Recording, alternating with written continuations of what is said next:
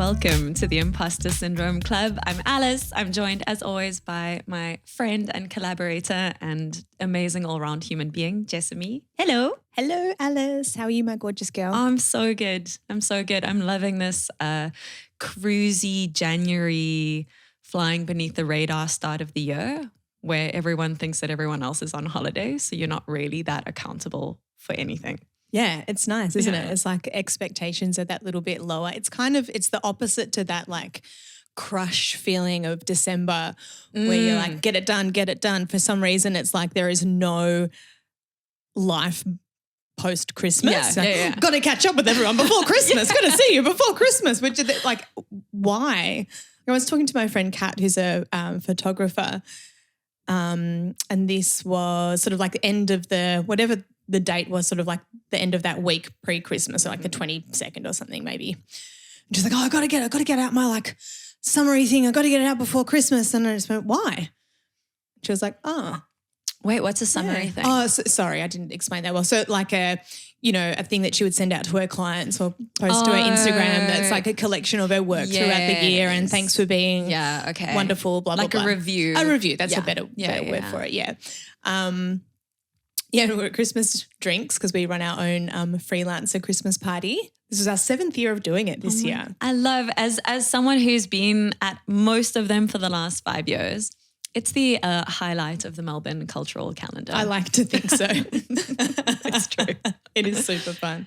But yeah, when we were at that, and I think probably all of us, because, we're all freelancers or people who run our own businesses, were feeling it, feeling that end of year crush thing, and in that sort of like stressy kind of state. But I had already been off for a week, so I think I was like a little bit more relaxed. And then, sort of working yourself into a tears around, I've got to get this out, I've got to get this out.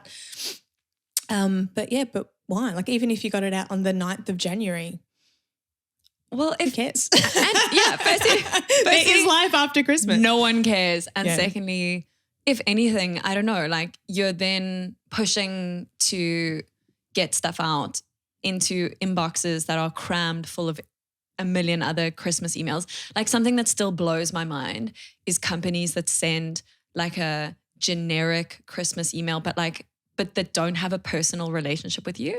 Like, happy holidays to you and yours. From MP Tax Consultants. And I'm like, fuck off.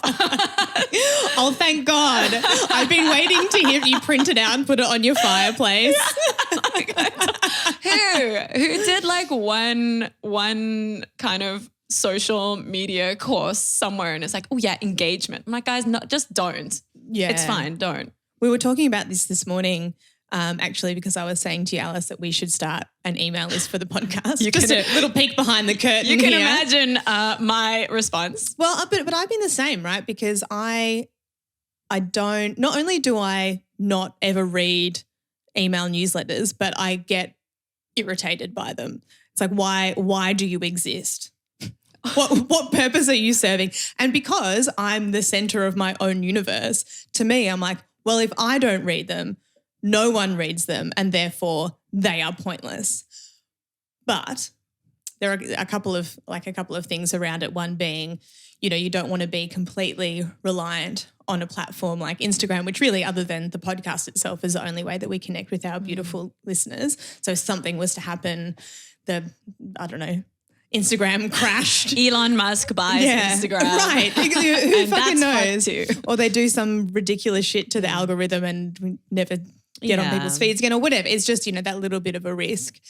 But then the other thing was around when people are listening to podcasts, hey, shout out to all of you in the shower, having a run, doing some work. Look,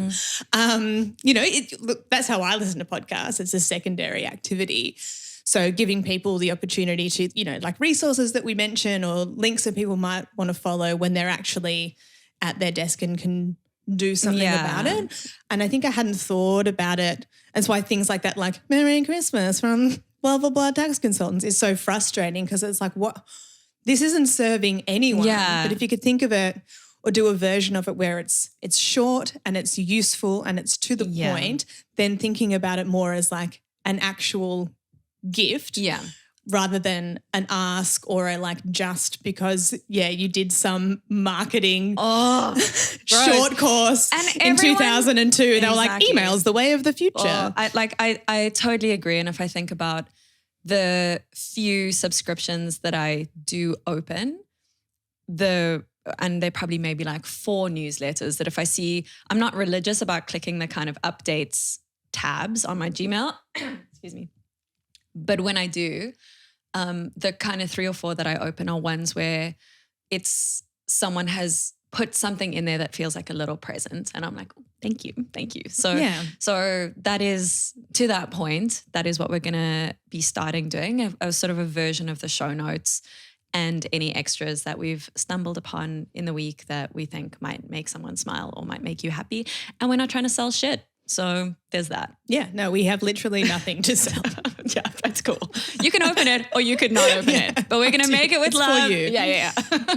Yeah. So, I mean, this is literally a thought of this morning. So I will do whatever I fucking need to do to make a sign up thing and we'll ask you to do that. Yeah. I think I'm thinking about it in the way of like, I know how fun it is when we get messages from people after a show with like follow-up notes, or someone will be like, oh yeah, you guys did this quiz. Here's another one that's cool or whatever. Yeah. It will be really nice to have a catchment place for that. That's like, hey, if you want to follow up, here's some links. Here's some cool stuff. Here's some nerdy quizzes. Always. Yeah. So many quizzes. We're going to do all the fucking quizzes on the internet. Yeah. Which Clueless character are you? Oh share. my Or maybe Ty. I don't know. I could be a cool girl. Oh no, I'm fully the nerdy sister that wants to, with the curly hair. Is that Ty? No. Ty. Sister? The weird stepsister. This stepsister? Oh my God.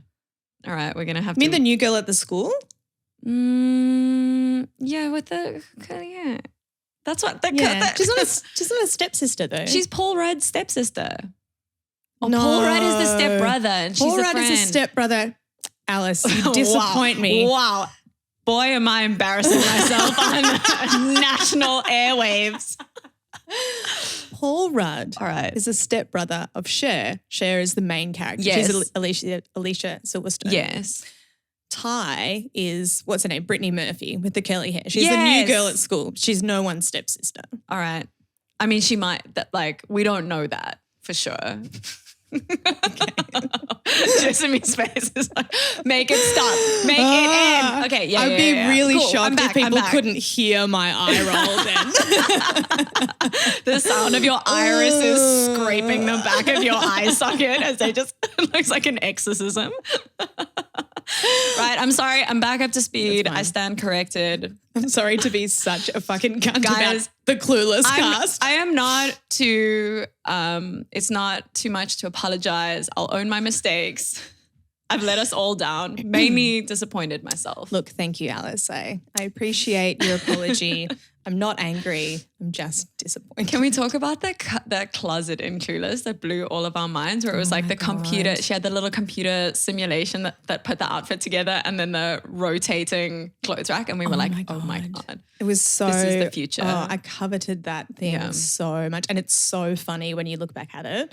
I haven't watched Clueless for a while. There was actually a little group of us a couple of months ago who were like, it's time for a Clueless rewatch. We haven't gotten there yet. They were showing it at the open air cinema at Pentridge in Coburg, and I got so excited and sent the link to this group, and they were like, that was Wednesday just gone. Oh no. And I was like, no. You're like, if only Pentridge had sent me an email. If only there was some way to get updates about events happening in my neighborhood. Brought it home. Oh, yeah. Fuck, so you missed it. We missed it. I saw the name on the poster and I just assumed, which makes an ass of you and me. Sure does. That it was playing more than once. I thought it was like, You're like, the demand for Clueless at Pentridge Prison is going to be such that this will not be my only opportunity. Yeah. Yeah. I mean, now that you say it back to me, it does seem a little stupid. No. It's still possible. Oh, dear. I haven't seen an open air movie in so long. I can't remember what else they've got showing there, but we went a couple of times last year and it was super fun. It's really nice. When was the last time you went to the movies? Like any movie? Last night. Oh, well.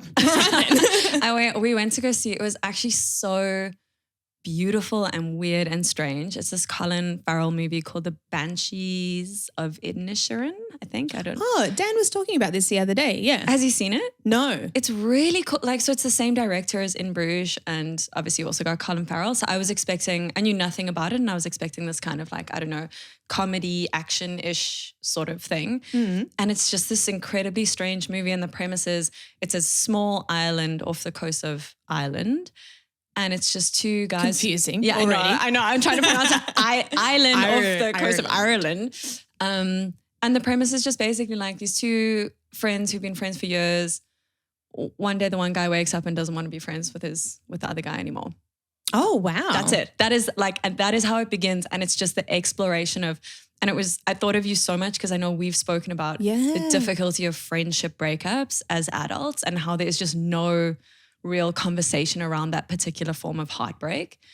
And there's a lot going on in the movie. It's not exclusively about this. It escalates in ways that are hilarious and absurd and heartbreaking. It's a very beautiful movie. But yeah, I don't know, just that idea. I love that as like a premise. And I love that it's like two older men and just the friendship dynamic and the love dynamic between friends and the heartbreak when someone's like, yeah, I don't want to be your friend anymore.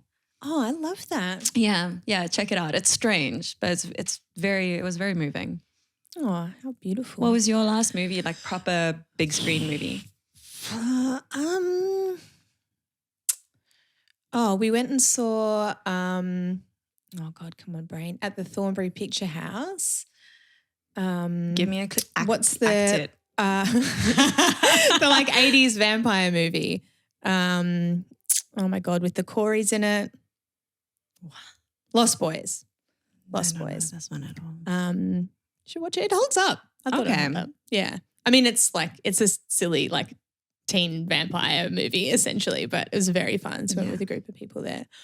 Before that, I've never been a big movie going person. I always enjoy it when I do it, but it never seems fun to me. It's like if I'm going to go and spend time with someone to then like have to not talk to them for an hour and a half. I'm like, well, what's the point? Oh my God, it's so great. Like, it's one of my favorite things in the whole world. It was like at the end of, COVID happened. Okay, there was the scary first part of COVID where we were like, okay, it's at the end of the world. But then once we got through that and we were like, okay, for the most part, things are going to be fine, some version of fine. Yeah. The thing that was like my next worry in terms of like safe things to worry about, I was like, oh my God, are there going to be no movie houses? Is that going to be one of the casualties? Because sitting in the dark with a bunch of strangers for 2 hours just breathing. Meanwhile, I was over here terrified that breakfast buffets would never come back. I thought you were going to say Brexit for a second. I was like, oh, well. That was a really unfortunate stumble of my words. Brexit buffets. Brexit buffets. Whole different thing. I love going. The cinema is like one of my favorite things in the whole world to do. So as I said, I enjoy it when I do it, but for me, it sits in the camp of like, oh, imagine if I was the kind of person who said things like, I love going to the cinema. Like to me, it's like that's a like romantic, like, I don't know, like sophisticated, intelligent person that has like a membership to the to the Thornbury Pictures or fucking wherever, like I don't know, some nice theatre. You make it sound so nice. I'm like, oh, it's just watching TV. I know. I'm really good at that. I'm really, really great at watching lots of TV. You cinephile, you. I know. Yeah, no, I don't know what it is. It's never been something, and maybe it's just a routine and habitual thing, because it's not like when I think of like, oh, what would I like to do tonight? What would I like to do with this person? It just doesn't appear on my like top 5 activities that I could go and do with someone. So it might just be that it's not like in my little internal Rolodex of potential activities, rather than like, oh, I definitely don't actively dislike it. It just doesn't really occur to me to do it that often. I think it's been something I grew up with as quite a ready reference, because they had a thing in South Africa on Tuesdays. It was half-price movies, and my mum was an estate agent, so her and her business partner, who's like my godmother, they're best friends. Every Tuesday morning, they went to the local kind of like art house cinema, and they just would have their answering machine set to say that they were in their Tuesday morning meeting, basically. And they'd go and they'd check out whatever it was. So they were always up to speed. Like that idea of like the cinema was like a weekly thing that they always had. And that's also kind of I've been thinking about this lately, a benchmark for freelance. That's the freelance success metric for me. I'm like, I want to get to a point where I can just have like a fucking Tuesday mid-morning movie, like so decadent and like what a treat. And they loved it. How about this, Alice? Is there any fucking reason you cannot do that right now? I mean, yeah. I suppose I need to make money and pay tax like an adult. But yeah, I know what you mean. Like it's totally reasonable. You can absolutely. And they have it at Nova, which is where we went last night. We did it because it's their like cheap Monday. I think it was like $10 a ticket or something. Right. You could 100% do that on a Tuesday. It's not like you work joyful. 9 to 5. I know. You know? Even if that meant you had to work an extra 2 hours in the evening if you had to. And I think it's a really good point. And I think it also, what it's bringing up for me is I'm also realizing, I think at the moment the guilt would get in the way of the pleasure. Okay. Just because I need to, like after studying, get back on my feet and actually feel a bit more secure financially. Yeah. But the thing is like that's the plan anyway, right? Like I need to get life a bit more structured. Fuck yeah. But why can't you build that into your structure is what I'm saying. I love this. So then that doesn't have to be guilt attached because you're not playing hooky. Yeah. You're not being like, oh, fuck this work, I'm going to go and watch a movie instead. You're like, oh, it's midday Tuesday. Yeah. This is Alice movie time. Oh, and I think it's even cheaper. So here it's Monday, but like even before 4 p.m, I think it's student rates. It's even less. I think it was $10 for us after 4 p.m. on Monday night, but it was like $7 or something ridiculous. I see absolutely no love it like hurdle for you into making this part of your new routine. Are you a business coach? Like my business Everyone, plan. go to the movies whenever you want. But yeah, like bolt it in there. I love that. Because this is like, and again, not to talk about the start of their year thing again, because it's probably getting a bit old. I know we're getting a bit further into the year now, but it does feel like while we're doing that reflection and planning and for yourself who your year does look quite different this year than it did last year because your study is finished, like now is the time, like now is the opportunity to set your routine up in a way that works for you, that does give time for joy and rest. And you know, there's zero reason not to do that, especially if you do it with intention.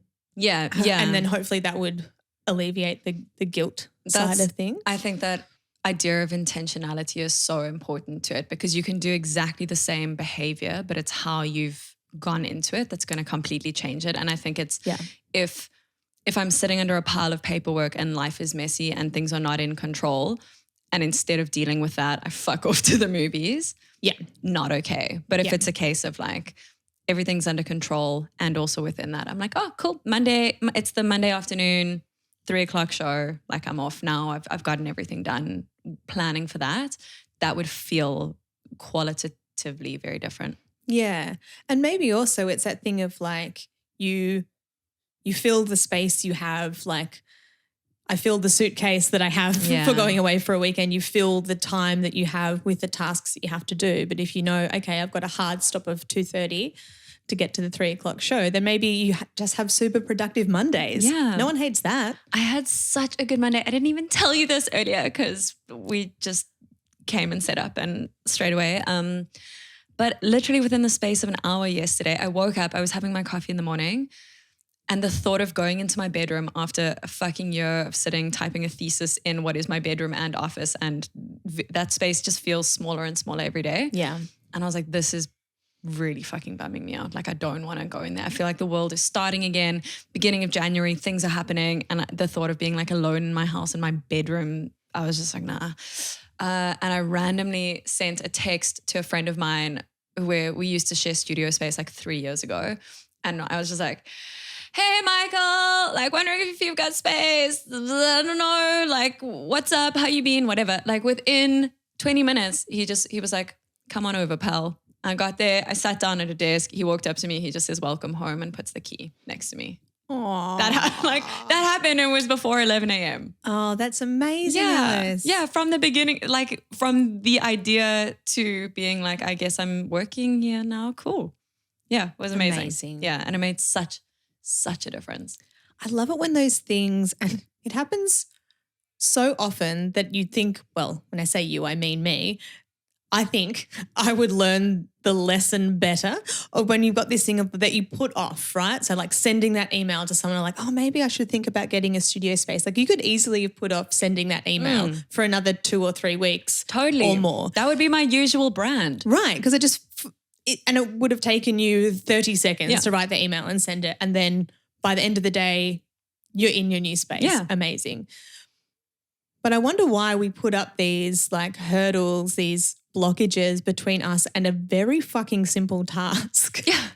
And even if the reply was, no, sorry, we don't have space at the moment, that's still information to be like, okay, cool. So it's not going to be this. I can get that thought out of my head and move on to finding the thing that is going to work for me.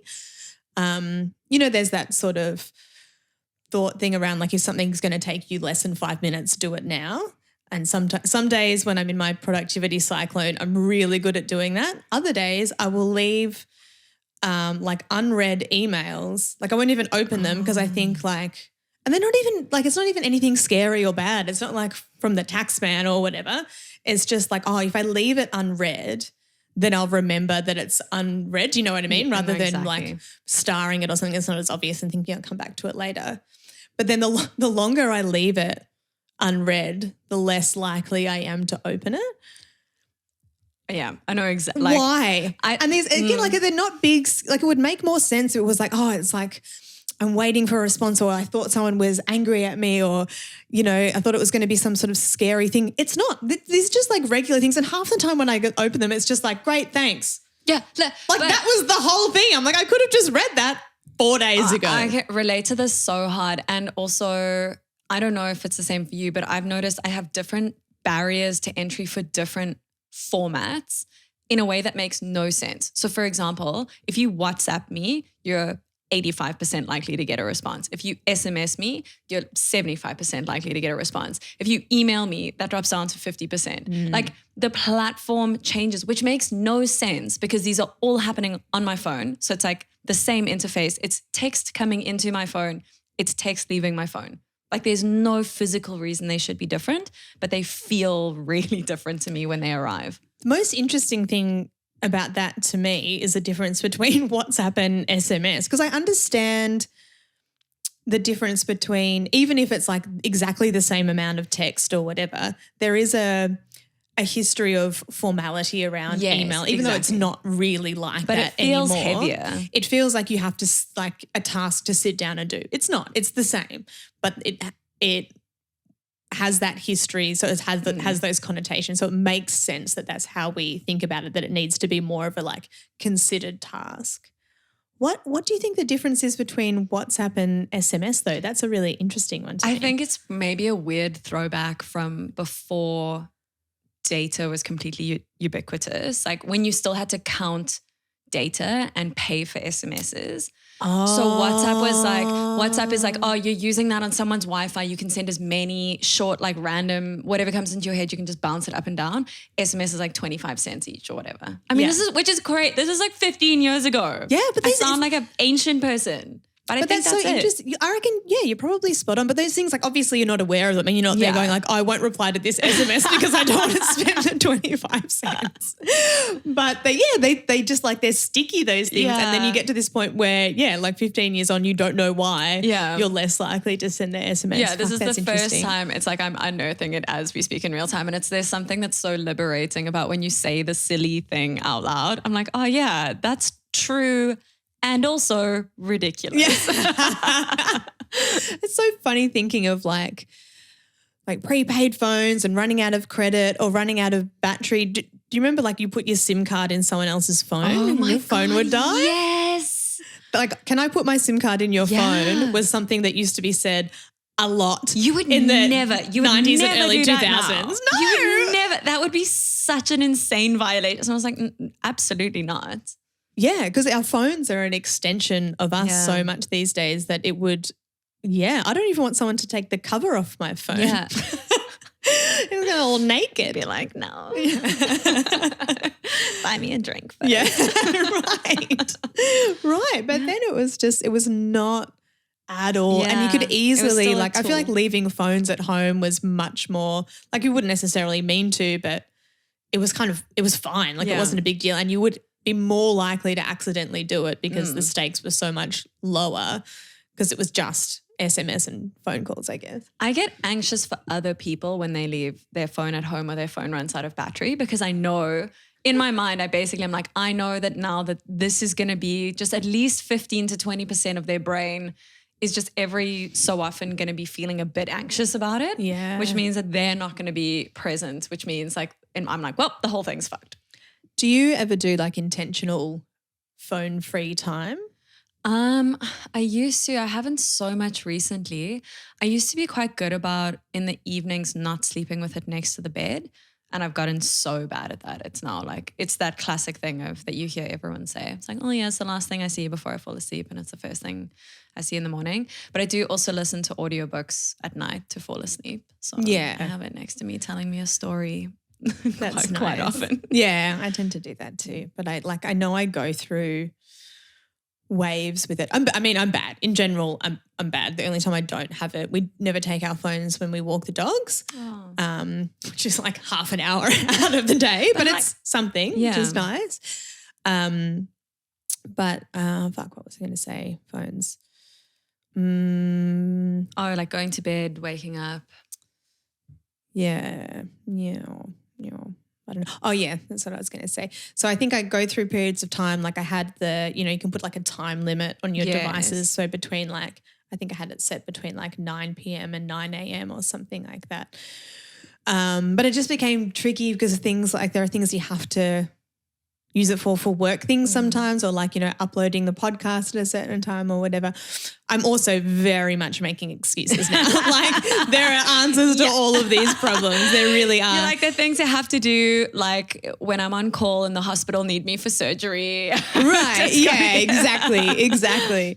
But then I feel myself like after a period of trying to be quote unquote good, I go completely the other way. I'm like, just fucking go deep into the depths of the indulgent. Yeah, read that fucking BuzzFeed list. Do it. You want to hear about 15 Karens? Yeah, you do. 15 Karens who won't believe what they did.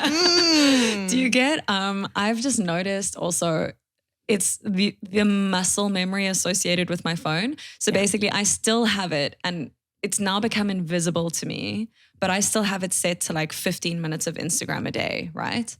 So after 15 minutes, a blocker screen comes up and I get 3 options, which is to turn Instagram off, to reset for one more 15-minute session, or to ignore this for the whole day. And it's now at the point where this is just a thing that comes up. My hand immediately scrolls to the bottom one, turns it off for the day and keeps scrolling. And I'm not even present. I'm like not even mentally present when that happens. It's just a fun little game that we do. Yeah. And it's funny. And then those things like that are meant to be the prompt to remind you to not do it it's just like turning on your computer. Like it's not, It's just it means nothing. Yeah. It's just like a dance we do 15 minutes into using Instagram and then we keep going. Yeah. Like, no, come on. Yeah. I actually just this morning deleted the Facebook app off my phone because that's where I get the fucking BuzzFeed lists and shit from. And I've sort of felt that shift, as I'm sure many people have, where any sort of genuine interaction that I have these days on any social media platform would be on Instagram, not on Facebook. I don't really post anything on there. For me, it's nice because like my dad's on there and all of my extended family are in Queensland. So like it's nice to see like photos of their kids and, like feel connected to them. But I'm not really looking at that. I'm looking at the 15, 26 design fails that will make your head spin or fucking whatever. And I think I've convinced myself that I like that I'm enjoying it, that it's part of my like relaxation process, but it's actually just like, it's like eating junk food. It's like yes, you are enjoying it, but ultimately, like, really? Because you can also have vegetables that you enjoy equally to eat them, but you don't feel like shit afterwards, and it's the like more-ish thing, like, you know, stuff that's really high in like fat and salt and sugar, you just want more. But if you just have like a big bowl of vegetables, it can still be delicious, right? Like, it doesn't have to be boring. But then you're full. Like, you don't have that urge like, oh, I want more Karens. It's such more people to feel better than. Give it to me. Yeah, but I think it is like those difference. Sometimes I think that there's a failure of language and we're using one word quite clumsily to describe two quite different things. And it's like the happiness, that short-term hit of happiness is not the same as like a long-term rising tide of happiness, like that more quiet, deeper sense of joy or well-being. But like, because we don't really have the tools to linguistically describe them, we end up getting them confused and they're not the same. It feels that weird feeling of like too much sugar and now your teeth feel weird and you feel icky and like antsy. Like, it's not, I'm like, that's not actual happiness. That was just that was chemicals short-circuiting my brain, but that was never happy. Yeah. Yeah, that's right. It's like the instant gratification thing, like again, which is not the same thing. And particularly when it's false, like you can feel gratification from sending the email that you've been meaning to send or going to the gym or doing something, I don't know, like that is genuine, and that sort of gratification is very different from the like having a cigarette or eating the chocolate bar, or which is not to say that like you can't ever have the chocolate bar, right? But if it's like you're doing that in place of genuine gratification, I think that's where it becomes dangerous, because you fool yourself into believing that's the only place where it comes from. And because it is easier in the sense that you don't have to work for it. You don't have to do anything for it, which is why it's so tantalizing. Yeah, exactly. It's free. Totally. And that is the premise of so much of the supposedly self-care industry, is replacing those longer term, less glitzy, less glamorous happinesses with the short term ones, because it's like you can't really sell someone something that takes it. You can't really sell. It's a harder sell, because usually there's more work involved and there's more delayed gratification, right? So it's like if you can take that idea but then still sell it as a product. You're like, but it's a bath bomb. It's going to make everything better. And you're like, no, what's going to make everything better is just like going to bed half an hour earlier. Yeah. It's very hard to market that, but that's the truth of it, is like there's almost not like you can take 1 million supplements, but if you're not going to fucking exercise or get enough sleep, it's like, well, sure. That's right. It's not going to do the thing. Well, I don't think you can really market something that takes a lot of effort on the other person's behalf, you know? And so it's kind of a hard sell. But tell you what, I got a bath bomb the other day and it was pretty great. Was it good? It was so good. I think I took, maybe I deleted it. I took a video of it, like, because it was like purple and glittery and it looked like a galaxy in the bath. And the bath was all purple, and it did genuinely make me very happy. Yeah, that does sound pretty magical. It was really nice. It was really nice. So, you know, like you can have the bath bomb, but like also go to therapy. Yeah. Yeah, actually, later today, in fact. Oh, yeah? No. I think on Thursday. I'm going to our therapist. Yeah. I don't know. Have we said this on the podcast? I don't know. That's because Alice and I have a very non-codependent, normal relationship. We now share a therapist. Yeah, we do. No, it was a recommendation because she's fucking great. Yeah. I'm really excited to go. That is actually that is such a great example of a slow burn feel good thing. Yes. Where it's and that makes me really happy if I think about, firstly, it feels good going, but the idea of slowly rising the tide and feeling better over time and doing the work feels fucking great. Yeah. You know what though, still, even though like I always enjoy the sessions, I always feel better after I leave, and it's not, I mean, some days they're heavier than others, but in general it's not like super, like, you know, like it's not like breakdown territory, I guess is what I'm saying. Not yet. We'll see. But almost every time I'm looking for excuses on the day of, like, what can I put between me and this thing? Like, what is more important than this thing?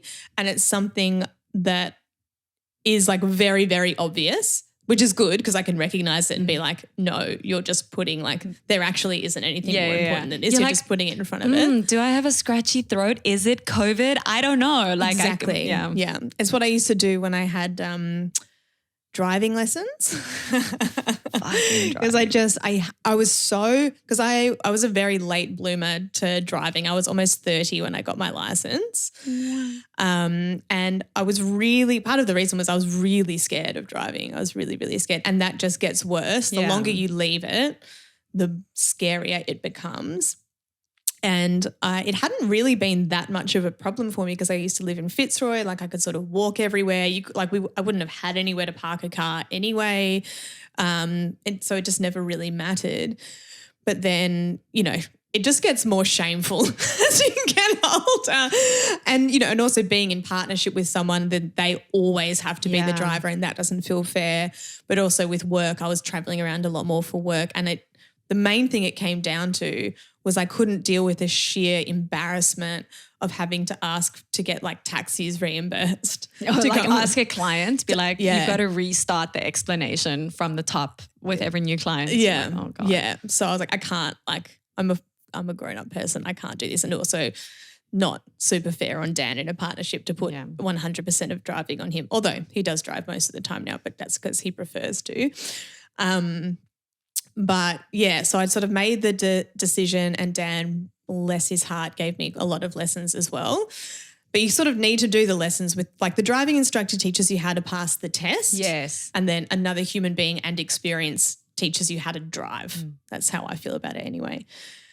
But so the ones with the driving instructor, and he was great, but I dreaded it so much that every single time, like, I'd have a knot in my stomach, I'd feel sick, and I'd be thinking of any possible legitimate excuse that I could find. And I knew what I was doing, and sometimes I'd succumb to it and sometimes I wouldn't. But I also, like, I wanted to get it done and knew that the longer I put it off, the longer the whole process was going to take, the worse the whole thing was going to be.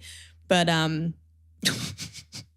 like, the stories that you can make up for yourself is ridiculous. And I think it's the same sort of thing with therapy, but the difference being, like, I hated thinking about doing the driving lesson. I hated doing the driving lesson. Like, I'd have to, there's a good trick actually that the driving instructor told me. He's like, put the aircon on and put the palms of your hands up to the aircon when you're not moving, because my palms would be so sweaty because I was so scared that doing that I found really, really relaxed me. Anyway, so I felt proud of myself for doing it every time, but I hated thinking about it, hated doing it, then was glad I did it afterwards because I did the thing I was scared of. But with therapy, I try to put up the barrier to going, but I enjoy it while I'm there. I feel good afterwards. There's, like, all evidence points to, like, this is a good thing to do. Yeah. But for some reason I'm still like, no, there are more important things. You should sit down and respond to that email you were meant to respond to 4 days ago, because suddenly it's moved right to the top of the list. This is the one thing where you can try harness the power of procrastination to do other stuff. Like, I can procrastinate by doing other things that I was previously procrastinating on, and harnessing it in a big cycle of avoidance. It is literally how, like, remember someone asking me once, like, oh, like, because I wear a lot of different hats and do different jobs, particularly up until last year. I'm like, oh, hey, how do you get everything done? I'm like, well, I procrastinate one task with another until they're all finished. There's a typographer and designer called Jessica Hish, and her, I remember watching a talk that she did where she calls it work-crastinating. Oh, and yeah. she's like, when you work-crastinate, it's exactly that. You're putting off something by doing something else, but at least it's productive. Yeah. And her kind of thing was, you should look at the things that you do when you're work-crastinating, because that's usually quite a good indicator of where your career should be heading. Like, oh, that's interesting. Yeah.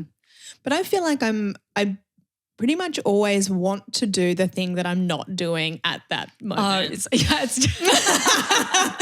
Well, I can't help you. Yeah, grass is. Oh, actually, so when I've got a few new additions to my wall where I've got my little, vision and behaviors and stuff that I wanted to have front of mind for the year.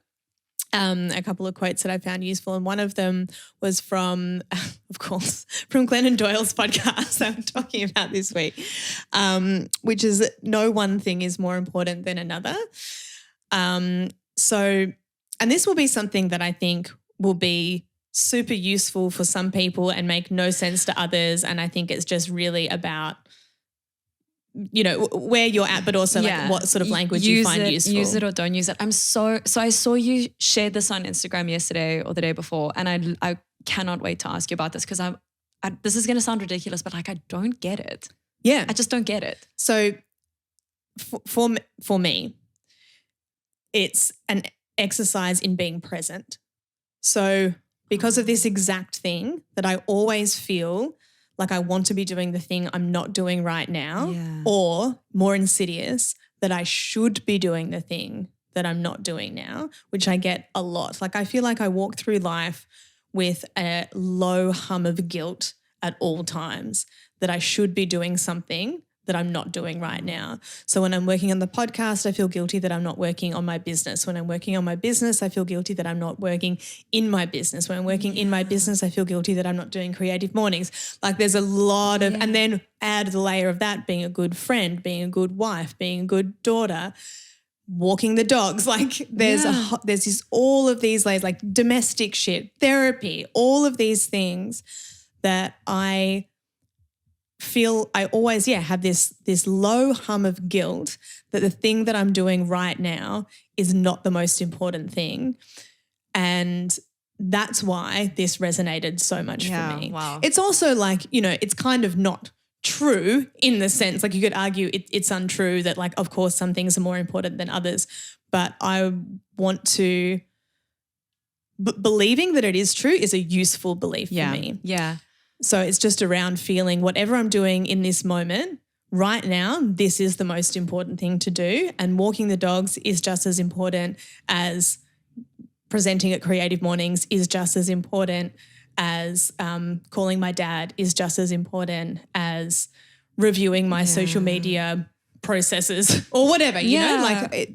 So what I'm trying to do is alleviate that guilt hum. That is so, now that you explain it, that's amazing. And that does make so much sense. And I think it can be, but like you're saying, that doesn't mean that you're not prioritizing things, that you're not thinking about the things that you are doing. But once you've made the choice to be doing them, to not waste that energy by having 20% of it siphoned off to feeling shitty about the other things that you're not doing on that list.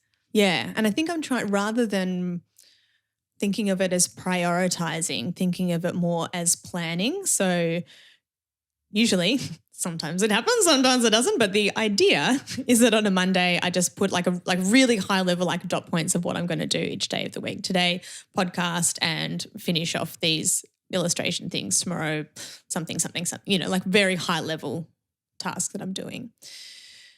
So it's not about saying like one thing's more important than the other on the priority list, but I've planned these are the things I'm going to do Monday, Tuesday, Wednesday. So on Monday, those are the most important things. On Tuesday, those are the most important things. Yeah. So it's not, it's not prioritization as much as planning. Yes. And then once you've done that, the fact is whatever your Monday things are, those things are not more important than it. Like they're all going to get done and you're going to just be present while you're doing them.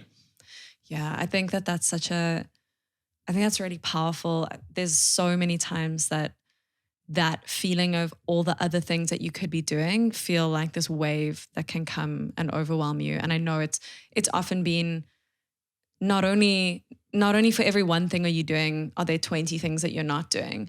But then I often don't even get the one thing done because the other 20 100%. Things are the weight of that is so completely crushing that nothing happens. And it's not for not working. Like it would be different if I was just a lazy person who wanted to watch TV the whole day. That would be different. I'd be like, well, that's fucking me. That's who I am. I'm like, no, I'm working the whole time.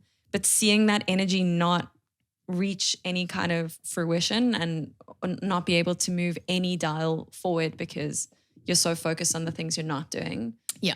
Is not helpful. Yeah, exactly. And not to like not all things must lead back to efficiency, but my feeling is, like we've spoken about recently, you know, about busy being a feeling, and that can be so counterproductive because, like, yes, I get the same thing of just being paralyzed when I have too many things to do that I just do none of them. But I'm not relaxing. I'm just like staring at a computer screen being like, doing like 1 second of each task and then not being able to stick to anything. Not like, and that's not the good kind of procrastinate working. It's just getting like actually nothing done. I just completely fucking lost my train of thought. Working, focus. Glennon Doyle, calendar for the week, priorities. No, keep going. Go forward. All right. I feel like it's an exam. It's now this like is amazing. Like I was literally halfway through a sentence, was like, I don't know how this is going to end. I had a plan for this sentence. It was going somewhere. It'll come. Oh, about the busyness being a feeling thing. Yeah, so I think it's just, so because, sorry guys, all things don't have to lead back to productivity, but I do think that doing it in that way, having that space, you actually get through things a lot more efficiently and a lot faster than you would otherwise. Yeah. And like you say, so it's not this weird cult of productivity, but for me, it ties back to the word intentionality, which you used in the beginning. And it's like, it doesn't have to be productive, but I want to know that when I'm watching a movie, it's because I made the choice to be watching a movie and I'm watching it with intention and I'm enjoying not doing anything. When I'm sitting down to answer emails that I might not want to answer, it is my intention to answer them and I'm doing what I intended to do. And it's as long as the time is being used in a way that I feel happy with and I'm just doing the thing, then it doesn't have to be fucking productive. It doesn't have to be going and like doing a, whatever, all the should bullshit that you're like, oh, I should meditate and then I should go for a run and then I should do that. Like it doesn't have to be that, but it's just that you've made the choice. Yeah. Of all how you spend your time. Yeah. Can you, your second quote that I'm looking there, find out who you are and then do it on purpose. Yeah, that's a Dolly Parton quote. I can't remember where I saw it, but fuck, Dolly Parton is amazing. Yeah, she's fucking cool. Oh my God, what a legend. Have you heard the podcast Dolly's America? No. Apparently, so I'm now giving a recommendation of a podcast I have not listened to. I've progressed from brave. She's brave. I've heard it's incredible. I've heard it's really fucking What's it called again? I think it's literally just Dolly Parton's America. Oh, okay. Awesome. And it's one of those podcasts where, you hear about it and I'm like, I'm not particularly interested in Dolly Parton or whatever weird review of like country Western America. Like I was like, nah, not my jam. But apparently it's not that. It's friends who I really respect. Like apparently it's fascinating. But she, like the more I hear about her, the more it blows my mind. But even just her, it's like sticking to her, like the quote of find out who you are and then do it on purpose.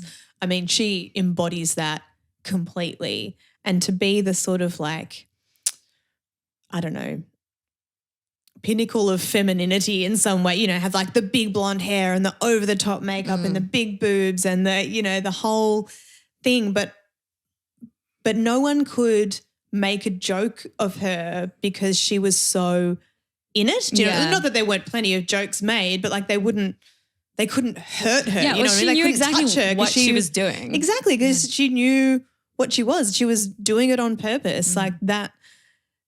I don't know. I find that incredibly inspirational. Now, obviously your version of that doesn't have to look like Dolly Parton's version of that, but whatever it is, to find out who you are and do it on purpose. I love that.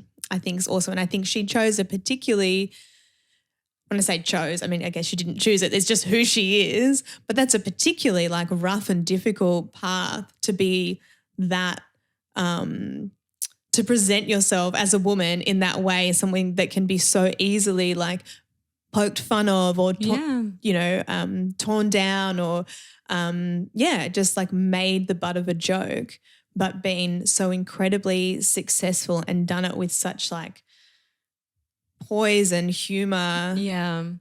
That, I don't know. I just think she's fucking awesome. Is it in a way like how when I've had this conversation with people who feel that they can't draw and then they start off drawing, like I always say, like copy stuff, and that feels weird because we always think creativity should be the opposite of copying, but it's like just finding that hand-eye coordination.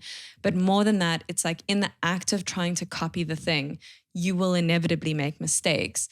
And if you make mistakes consistently, you get to look at those mistakes, and those mistakes are your style. Like that is your hand showing up again and again and again, right? But it's like if you only do it once, all you've done is a bad imitation of something. That doesn't help anyone. That doesn't serve you. That doesn't serve whoever you're copying. Like you're just making a shitty knockoff.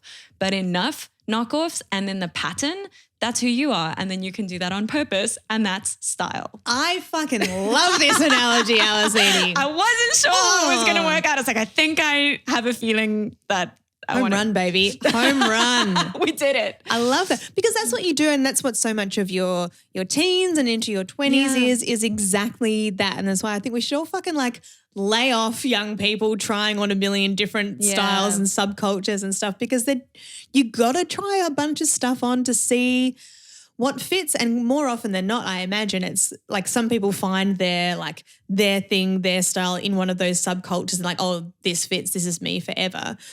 But much more likely is you'll take those little bits from each of those things, from each of those styles, from those thought patterns, from those values, from all of these different things that you try on at different parts in your life. And then that's you. Yeah. You know, that becomes your unique identity. This is just really bringing it down to something so basic. But I wanted to tell you. So last night I was doing cat's eye makeup, you know, like liquid eyeliner. I've never been able to nail this. Me either. I've gone through phases actually when I was a bit younger and kind of more like in the sort of like punk scene. There was a phase of that kind of like, it's just like a little bit rockabilly vibe with the cat's eye, but it felt precarious at the best of times. I was like, oh my God, I don't know. And it's exactly that thing of like, it's been on my list of things that are so fun. Every time I see it on someone else, I'm like, it's just such a fun thing to do. I guess like same as when I see people wearing high heels. I was like, that looks fun. I can't do it, but that looks fun. And I kind of was just like, fuck it. I can do it, but it cannot be that hard. And did it, and it was awesome. So yeah, I don't know. That's my little practical example of just trying on a new thing and giving yourself permission to do a thing. It feels like so much makeup on my face, but it's actually really not. I'm proud of you. Thanks, love. Mm-hmm. Thanks, love. Did you like follow a tutorial or something? I know that it's not that hard, but I don't know why. As someone who like uses my hand to draw on things for a living, why am I so fucking terrible at putting, I mean, like general makeup, fine, but I wear not a lot of makeup. Like I pretty much always wear some sort of bright lipstick because I love it. You don't need any skill for that really. But like I make up and I don't wear, for most of my adult life, I've not worn like any eyeliner or even mascara because I don't, I think it comes down to laziness. I don't like how it's sort of like you can clean it off, but I feel like there's always like a little like shadow of it there for like an extra day, and I think it just makes me look tired. No, I don't like it. I love the little, because then it like gets in between your eyelashes in a kind of way that I tell myself looks smoky and mysterious. I actually just look like a panda. You probably do. I just look tired. You're all like sexy, smoky eyes, smoldering. What did I get up to last night? A lady never tells. Oh my God. It's just me watching the Harry and Meghan documentary. Imagine us in a dressing gown, glass of white wine. Oh, Meghan. Oh my God. Wait, can I please, exactly on that note, my housemate had COVID last week, and I love my housemate's stories. Like they never listen to the podcast, so it's cool. They're anonymous anyway, but I love this. So she had this like hookup, this steamy New Year's Eve hookup with this guy. Gets home 2 days later, has COVID. So like she's in full ISO for that week. We're kind of distancing from each other, but also I just had it, so I was fairly certain I was good, and we were doing all the rats and stuff. Blah blah blah. Anyway. This guy is sending her so many fucking sexy, steamy messages, right? And like it's kind, you know, they start off kind of like a little bit spicy, a little bit cute, whatever. But obviously over the course of this week, there's like an escalation until we, of course, get to the like sexting nudes crescendo. Yeah. And we're like lying there. We're on 2 separate couches watching 30 Rock. And she's like, oh God, it's happened. He's asked for nudes. It's happened. And we're like, okay, this is fine. We're like, pause the TV. And we're like, okay, do you have like the nude bank? Like we don't need to go, she doesn't need to go shoot any now. She's going to kind of got like a stockpile. So I was like, that's fine. But at some point she's like, okay, and what do I send? Like what caption, whatever. And then we just had to stop and zoom out and be like, what is happening for this man is this like entire fantasy, right? What is happening in reality is like 2 adult women in our pajamas at 3 p.m. She's got like a pile of like snotty tissues that's like taller than the table, basically. Like it was like the least sexy scenario. She's like, she can't breathe through her nose. She's like talking like that. Do you like it like this? Couldn't have been less sexy. But we didn't. Teamwork made the dream work. Good for you. Yeah, it's a group Boys effort. never really have the the collaborative sext. Yeah, I mean, I'm sure it happens, but yeah. In our house, it's a 3-person job.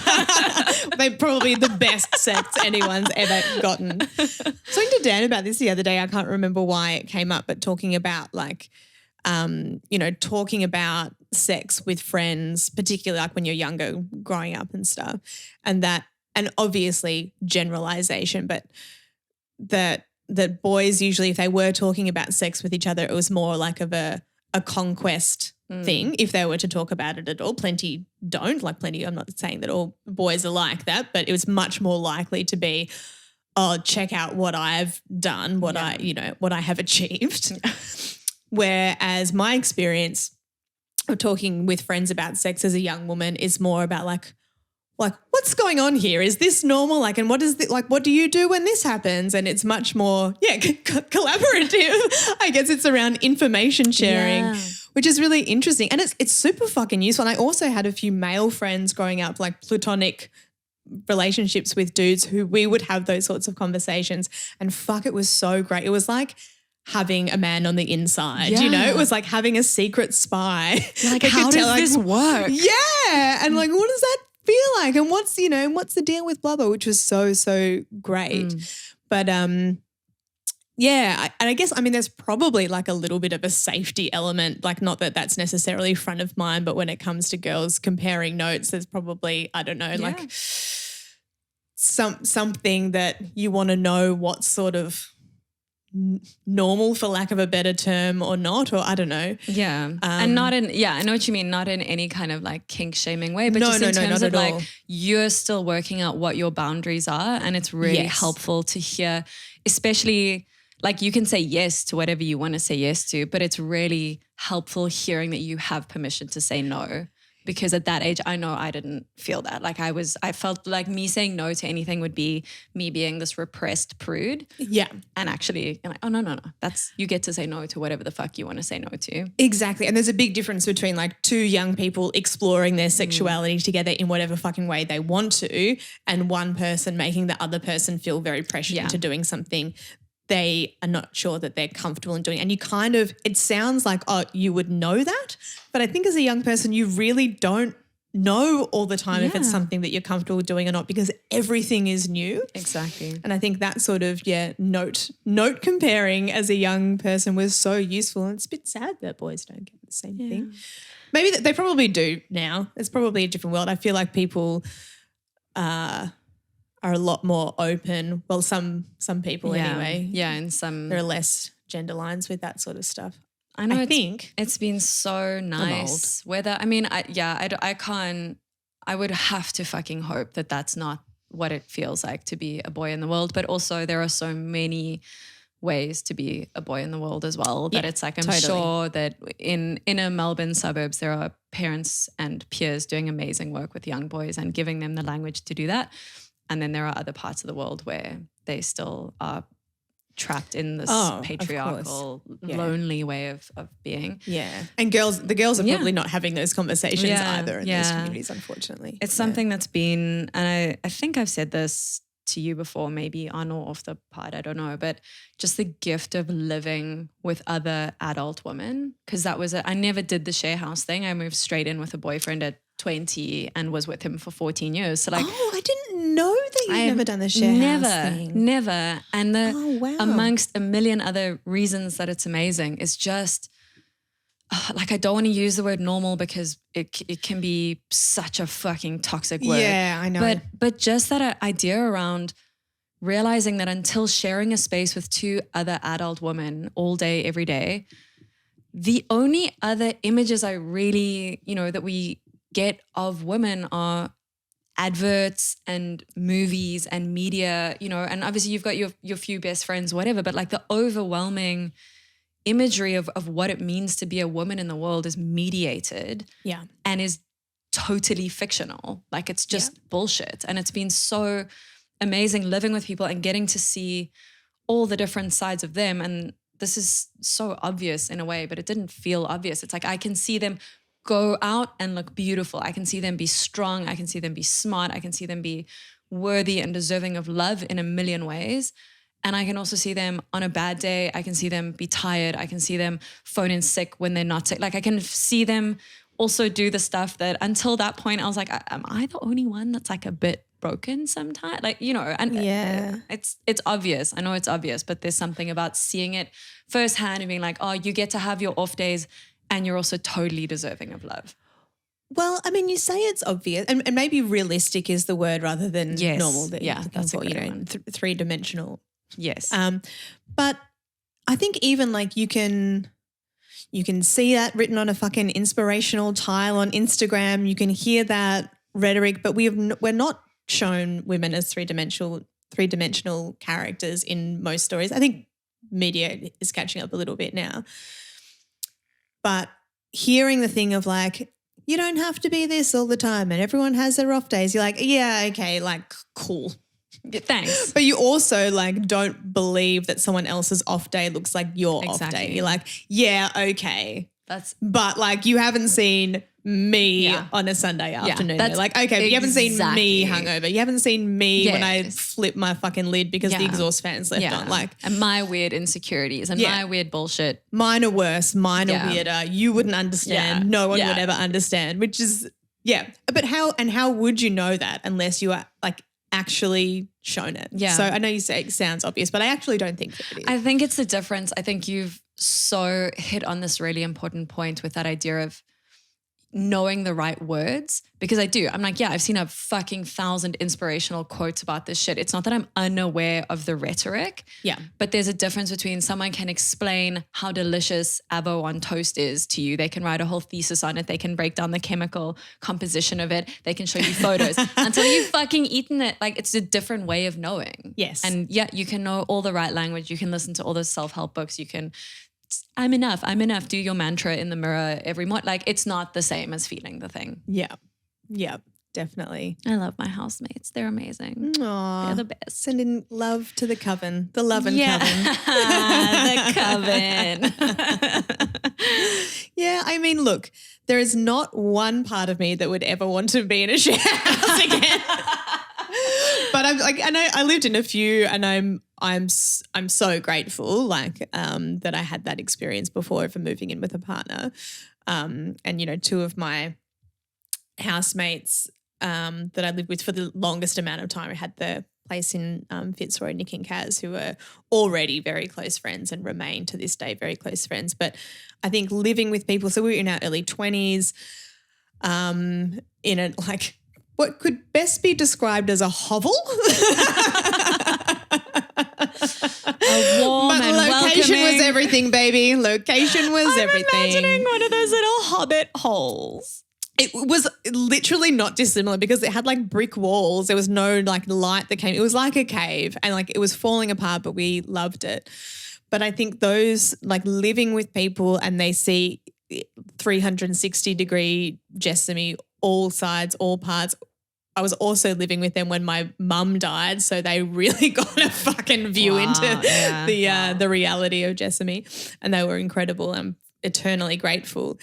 But although like we were already good friends, I feel like we forever have a different type of bond because we are family. Yeah. Like we have a different relationship that I feel like is, it just has a different, weighting's not the right word, but yeah, they've seen me at my least lovable and loved me anyway. Yeah, that is exactly. I suppose a sibling is the only other person, I suppose, until if you live with a partner, they then become that family. But like other than that, a sibling is probably the closest relation in that way of like sharing a home. But you behave so much worse with a sibling. Housemates, I like that you have to, I love that it's this closeness, but there is also a line where you're like, we are adults cohabiting and there are certain behaviors that are acceptable and unacceptable, and it makes us all just a bit better.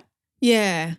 I mean, like, yes, that's part of it 100% that you have some more like duty or something, I guess, to housemates. But even though like obviously my sister and I have shared experiences and we've got the additional layer of like knowing each other for literally ever, well, my whole life, since she was 3, and the stuff that comes with upbringing. But as we were like older, because we didn't get along, like we lived in the same space, but I would argue that my housemates would have known me better because we didn't really interact with each other a lot. Like we had our own rooms. We didn't really we would have had meals together, but we didn't really talk a lot. Like we didn't really, if something was wrong, she was not the person I was going to, and vice versa. Yeah, so you'd see though the like good, bad, ugly, beautiful sides, but from a distance. Yeah, that is fair and true. But obviously that depends on the nature of the sibling relationship. That just happens to be mine. I'm replaying living with my sister. No, it is true. I think it's more just that I guess being that comfortable with another person in my personal space, like not noticing it or not feeling it as a guest or someone that I need to host is maybe closer to the thing. But I know what you mean. Yeah, I wouldn't have actively chatted or hung out with my sister. Definitely not. Yeah. It's like talk about now like the house being guest clean. Alice doesn't get guest clean anymore. I love that. She doesn't even get a cup of tea made for her. Like, you know where it is, Alice.